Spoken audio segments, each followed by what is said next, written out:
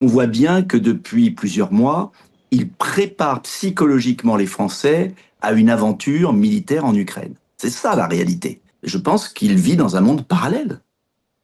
Et quand je dis je pense qu'il vit dans un monde parallèle, je l'ai dit sur RMC, je pense qu'il est vraiment fou et intelligent. Parce qu'il y a des fous très intelligents, Mm. pervers narcissiques. Et donc je pense que on est face à quelqu'un qui, voyant le sol se dérober sous ses pieds, record d'impopularité. Dans les leaders du monde, je ne sais pas si vous avez vu passer ça, c'est le chef d'État le plus impopulaire du monde. 80% d'impopularité. Et donc, il vit dans un monde parallèle. C'est-à-dire que, et voilà, alors, la guerre, évidemment, c'est Jupiter. La guerre, c'est le moyen d'exister. C'est le moyen de faire peur. Et s'il n'y avait pas Trump qui lui casse son jouet, si je puis dire, Mm.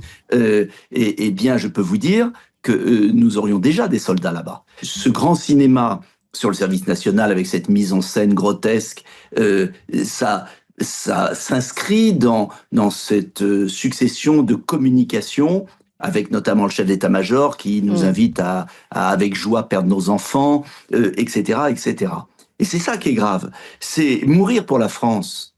Moi, je pense que les Français, ils sont prêts. On meurt plus pour la France. On meurt pour des valeurs de copinage et de corruption pour les États baltes où Zelensky corrompu jusqu'à la moelle. Et on voit très bien l'angoisse qui saisit nos compatriotes. C'est pas qu'ils soient pas patriotes, c'est qu'ils n'ont pas envie d'être la chair à canon d'un régime finissant. Mais ce qui est terrible, c'est qu'il faut pas, comment dire, sous-estimer ce qu'il est en train de faire. Bah Parce qu'il oui. est en train de saboter la paix. C'est ça qui est très grave. C'est qu'à la fois, il est dans un monde parallèle, il n'a pas les moyens de ses ambitions, et il s'agite en tournant en rond, et certains pourraient sourire en se moquant, mais en même temps, il a un pouvoir considérable.